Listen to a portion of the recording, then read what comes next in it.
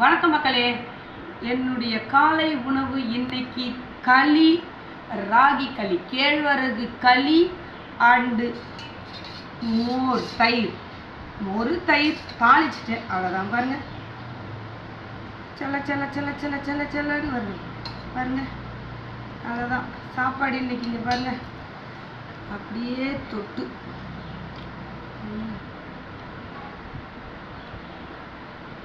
செம்ம அருமைங்க. அருமை.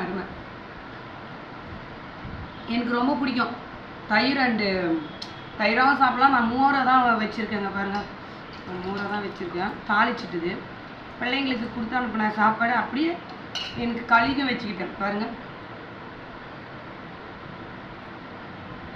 அப்பா செம்ம அருமையாக இருக்குது.